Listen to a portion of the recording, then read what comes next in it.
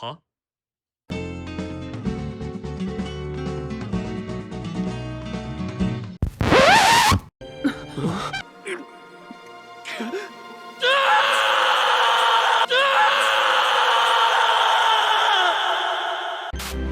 コードギアスジェネシックレコードファーストアニバーサリースペシャルイベントスタート。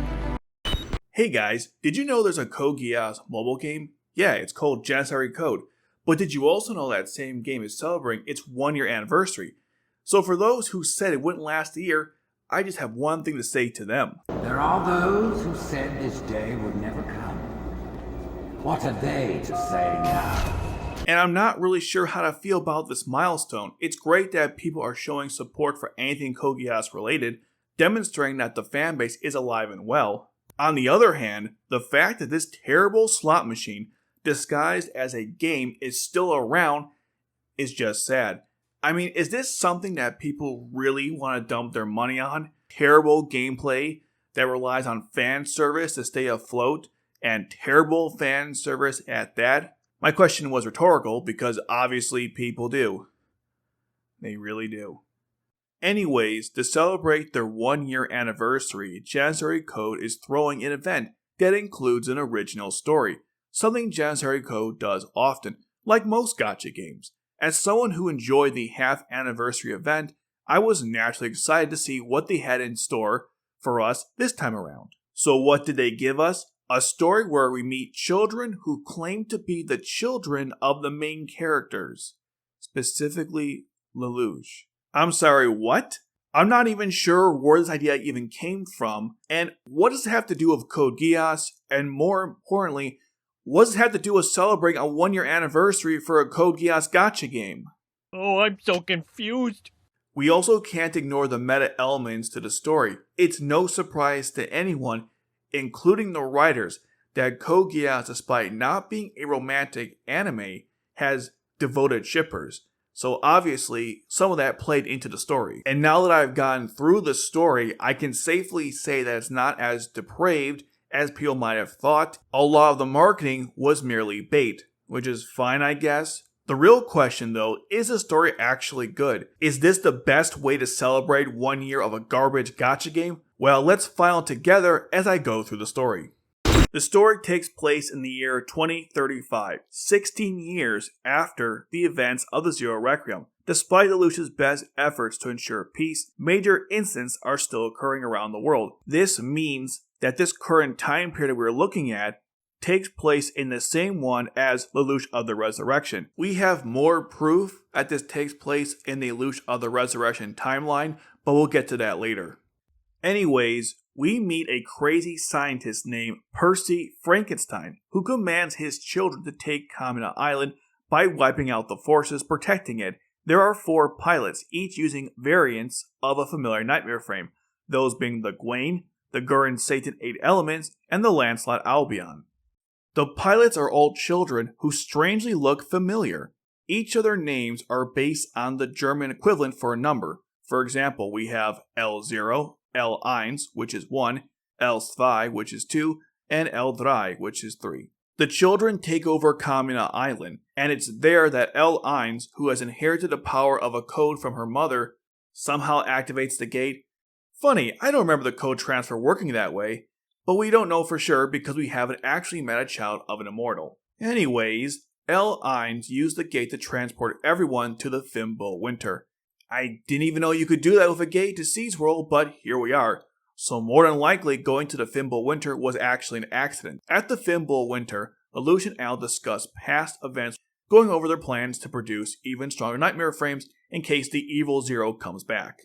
What great timing, since they're going to have to fight 9 generation nightmare frames later on. We then go to Suzaku and Nelly, whose walk is ruined when L3 falls out of her Gwaine and Suzaku saves her.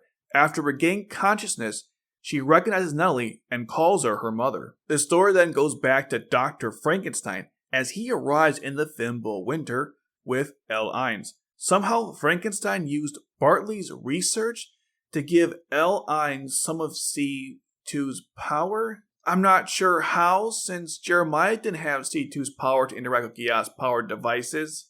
Okay. Anyways, They run into the Shogun Zero, who explains that they are not in C's world, but something that's close enough. And to be fair, even Shogun Zero doesn't fully understand the situation. During their conversation, the evil Suzaku appears. You should remember him from the half-anniversary event. But then he just goes away, refusing to take part in this experiment, which pissed me off since I like that character, but whatever.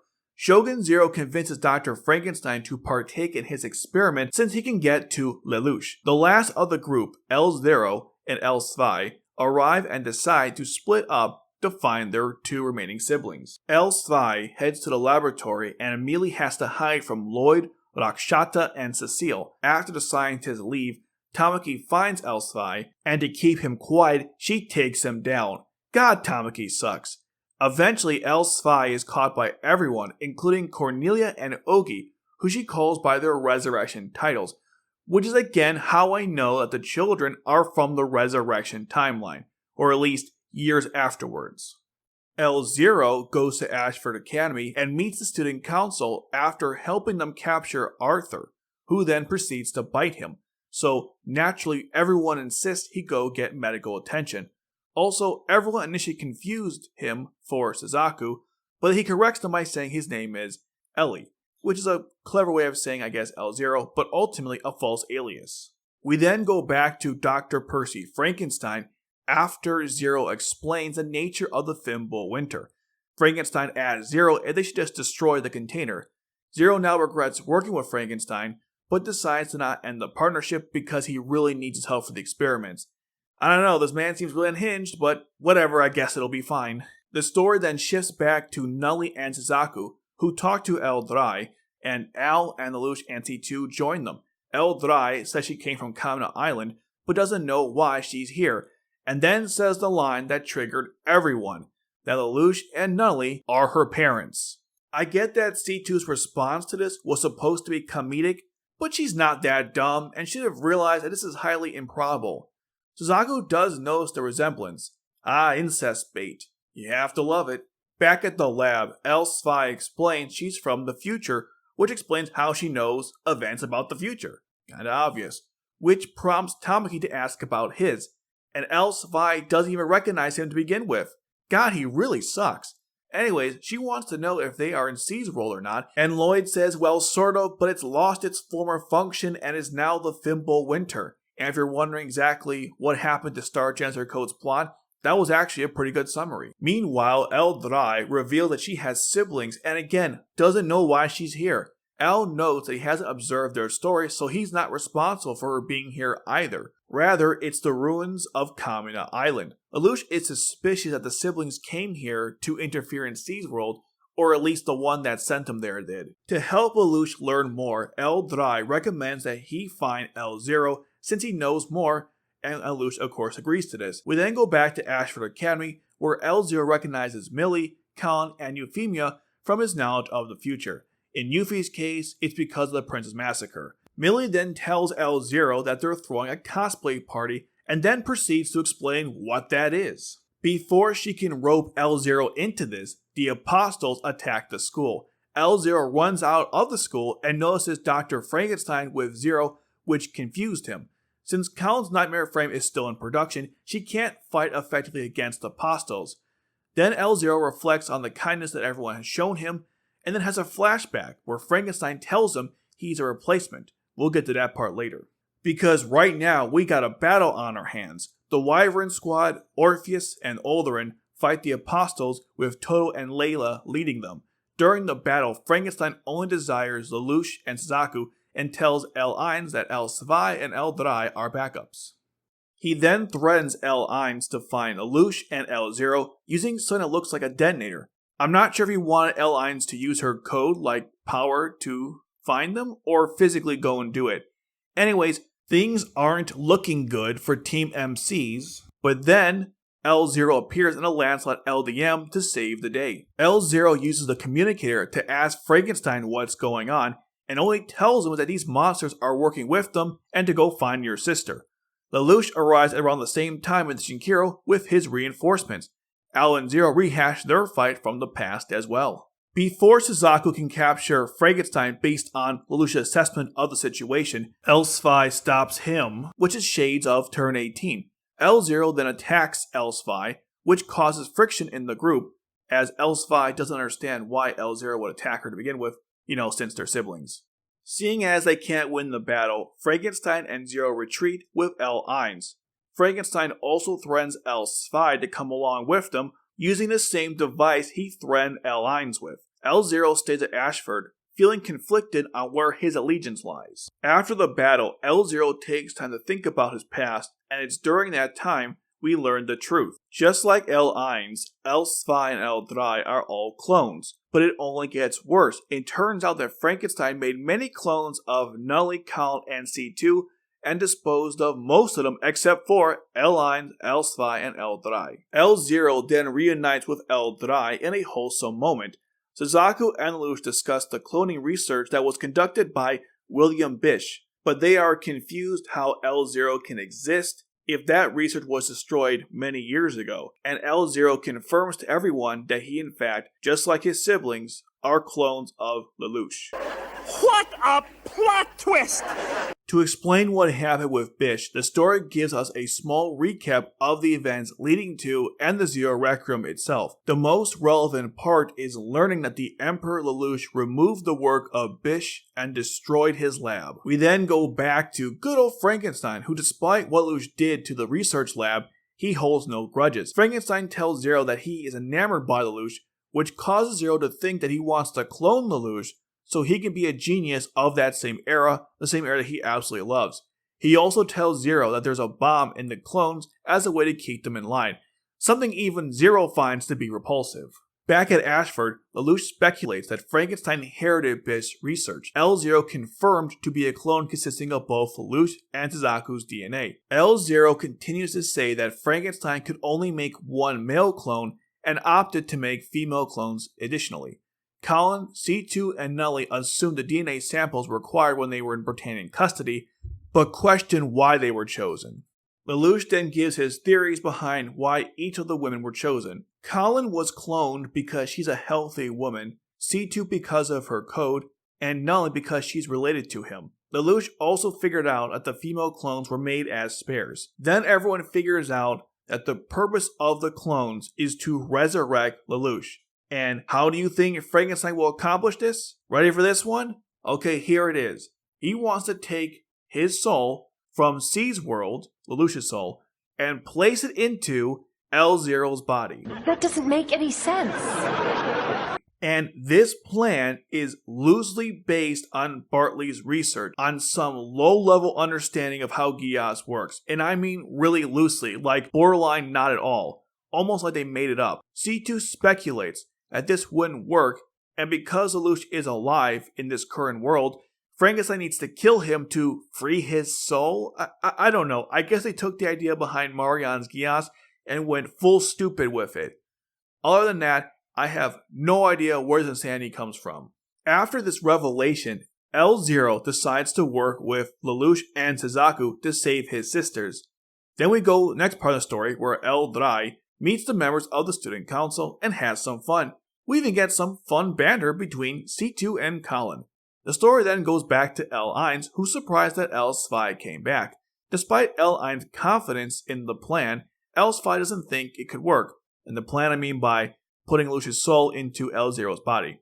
Smart girl. But she wants to be with L-Eins because they are family and to ensure that L-Dry can live a normal life since she's innocent and has no knowledge of what's going on, so they shouldn't involve her, and she's the one who could probably get out alive. L-Eins reveals that she's going to grab the detonator from Frankenstein at some point, which will obviously risk her life. Back at Ashford, Lelouch and Suzaku figure out a plan to save the children that won't involve Geass. Lelouch and Suzaku also figure out that there are probably bombs in the children, which is why they obey Frankenstein. Lelouch says that if Frankenstein wants him dead, then let's do that. I assume he meant something like faking his death, but we'll get back to that later. Right now, Lloyd informs Colin that her nightmare frame is ready, and then we see banter from Cecile, Lloyd, and Rakshata in a nice wholesome moment. Colin expresses her excitement of using this nightmare frame in the upcoming battle. C2 tells Colin that she's going to pilot the Gwain LDM with L-Dry. Speaking of L-Dry, she has an additional request for C2, But before we can learn what that is, the story switches to L0's perspective, who's trying to figure out who he should side with, his family or Lelouch. Zero returns with even more apostles that dwarf the amount that were during the Red Moon, which happened during the half-anniversary event. We then see Lelouch in the gym, who explains the situation to all the characters, and then explains the strategy to save the children and defeat the apostles. We then see Lelouch, now Emperor Lelouch, joining the battle in the Shinkiro.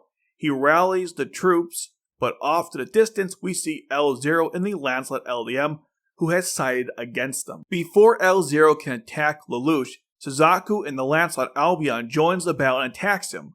During the fighting, Frankenstein is shown with L1 in his airship.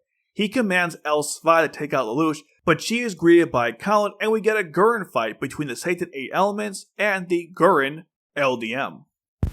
Wait a minute, what is Colin wearing? Okay, I gotta stop this recap for one moment.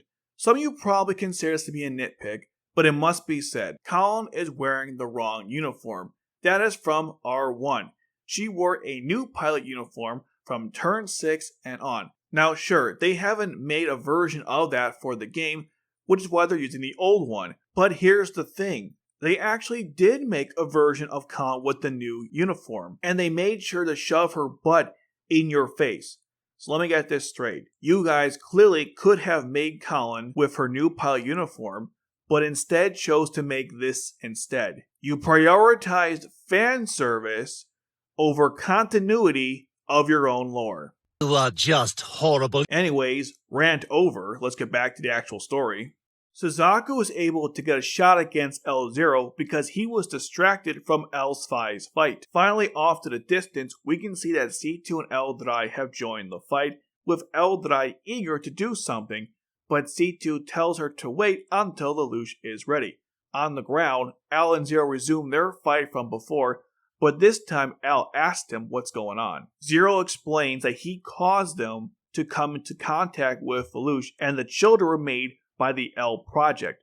Back at Frankenstein's ship, before he can detonate the bomb on L3's head, L1 fails to take the detonator from him, and instead Frankenstein shoots her, causing her to fall out of the ship. Suzaku immediately stops and goes to rescue her, which leaves Lelouch wide open for L0. L0 then breaks into the Shinkiro and stabs Lelouch.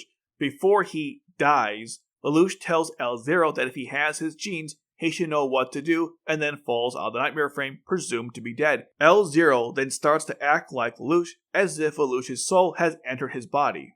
L0 enters Frankenstein's ship, which confuses Zero because Lelouch isn't dead, which confirms something important about Zero, but I'll get to that later. L0 then reveals himself to actually be Lelouch the whole time. Wait, how? Don't worry, we'll get to that in a second. But first, Lelouch grabs the detonator and uses Geass on Frankenstein to kill himself. So Lelouch will use his Geass on some made-up villain, but not Detard? Okay, whatever. Lelouch explains that Percy, Frankenstein's loss, was due to not respecting life and underestimating his clones. With Frankenstein dead, Zero flees with the Apostles, and then the story shows us L3 and Le Guin with a Geass power. So that's what she wanted to talk to C2 about earlier. With the battle over, our heroes head back to the gym. Lelouch explained that L3 showed everyone visions of his death. He was aware that L3 had a Geass and incorporated it to his strategy. It was the only way he could get close to Frankenstein. Lelouch also said he was prepared to die to save the children and counted on L0 siding with his siblings. He does feel bad about putting L0 in danger though. L0 joins everyone, revealing that Rakshata successfully removed the bombs. Remember that Rakshata had a background in medical cybernetics, but didn't she say that was ancient history? I guess the surgery went like this. The only patients I've had lately have been corpses, so this might be a little rough. My actual complaint is I wished I got David and Sophie from Akito the Exiled to help out with the surgery. C2 then appears, talking to L1, reminding her that to be careful since she's not immortal. L2 is confused why L1 is embarrassed since it was her dream to talk to C2. Lelouch then decides to explain more elements of the plan, including that he knew that L0 would try to kill him to save his sister's life. Lelouch figured out that everyone wanted to save L3 because she's innocent and probably was the only one who could make it out alive. Eldrai was actually aware of this, and that's why she asked for Geass power, which caused others to see illusions. But even despite the illusions, L0 was very close to actually stabbing Lelouch. Lelouch responds by, he could dodge a sword because he had some experience. Ha ha, a joke referencing the Zero Requiem. Thanks to the illusions, Lelouch pretended to be L0 if L0 had his soul in him, wrapping that around your brain. Lelouch was really impressed that L0 figured out what was going on. We get this cute moment where L0 says he got it from his parents, and Zero's like, that's my boy. L0 then laughs, which is something his siblings have never seen before, and this is followed up by L1 laughing as well. Millie announced that the party is no longer a cosplay one, but instead a birthday party for the children, since their new lives start today. Sometime after the party, Lelouch and Al are shown talking outside. Al is sad the children left, but Lelouch seems okay with it. I guess the children can't stay here. Al does wonder what would have happened if Eldrai's Geass didn't manifest, or was a different power. Lelouch jokes by saying, I guess I would have died for real, which reveals Lelouch bet it all on the possibility that Eldrai would activate her Geass and that power would actually be useful to him. Anyways, he says, it doesn't matter, everything worked out, so let's move on. God, that line summarizes the way the writers probably felt about most of their past work. We then see the children back in their year of 2035 at Kamina Island, or maybe they're heading back to that year. To be honest, I'm not really sure what year it is. Either way, they have new scars on their neck from the surgery, which now symbolizes their bond with Lelouch. And now that they are free, they decide to head to Japan. And that's it. That's the story. Before I talk about my thoughts on the story itself, let me first address the reactions to the story. Some don't like that Shirley got shafted again with only having C2 and Colin having a what-if child with Lelouch. Well, if you want to see their children, here you go. Does this bother me? Yes. But this is Janissary code, a game that suffers from way worse problems. Since Shirley is not as popular as Colin and C2, it doesn't surprise me that they didn't include her here. But she did get a story for the Valentine's Day where she gave Lelouch chocolate, so I'm not really sure what happened. The next complaint is that the story itself is just plain bonkers and stupid, which I can't disagree with. But then we have to address the elephant in the room. The story baits us with incest between Lelouch and Nunnally. Now, first of all, this isn't the first time that the creators have done something like this. Remember all that wonderful official art? So unfortunately, there is a precedent for even baiting this kind of stuff. I know there wasn't actual incest here, but just even making people think about it for a couple minutes as a dumb joke is still pretty low. To enjoy Code Geass is to accept the awesome, and unfortunately recognize that the creators are massive perverts.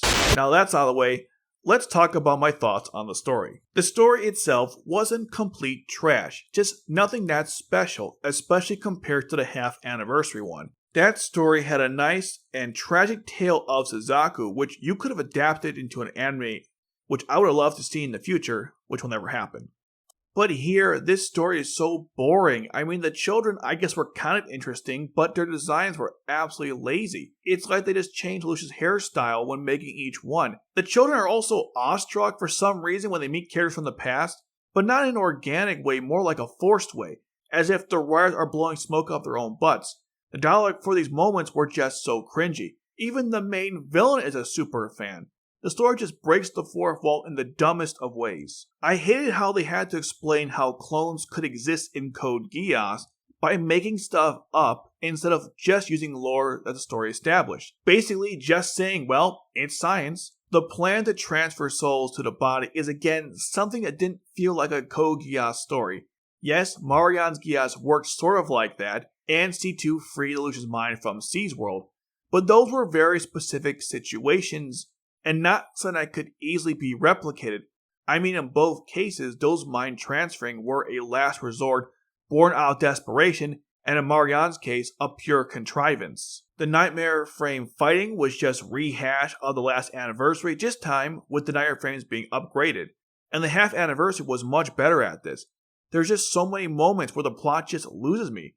For example, they never did say how L1 transported everyone to the Fimbul Winter through the ruins, something that might have been important to bring up. Despite it being an anniversary event, most of the new characters don't do much or have much screen time to begin with, and even Colin and C2's roles weren't that great. What makes many of the other events in Janissary Code better by comparison is the interaction between characters that you wouldn't normally see. But here we get almost none of that, to instead focus on the new characters and just having the story be about Lelouch and Suzaku, which is something that didn't happen as often in the half anniversary event, which again did this so much better. On a positive note, at least we learned that Zero has a code since El Drai's Geass didn't affect him. Oh, and that reminds me, how did L-Lines obtain some of C2's power through cloning? The story never explained that, but I guess if the writers were probably asked, they just repeat Lelouch's line earlier, which was, hey look, it all worked out well, so who cares? But the biggest problem, like I said earlier, is that this didn't feel like a Code Geass story. It felt like something from another anime with Code Geass characters and elements. I guess we get to see that same dose of Lelouch's intelligence, 4D chess on display, but the rest of it didn't make any sense. Let me list some positives I had on the story. I liked the children as individual characters. They did a decent job of making them similar to their counterparts. I enjoyed seeing Rakshata, Lloyd, and Cecile working together. All the slice of life moments were great, especially the wholesome ones. Lelouch returning as the Emperor was epic as always. But hey, those are just my thoughts. If you want more videos on other events from Janissary Code, check out my video on the half anniversary event.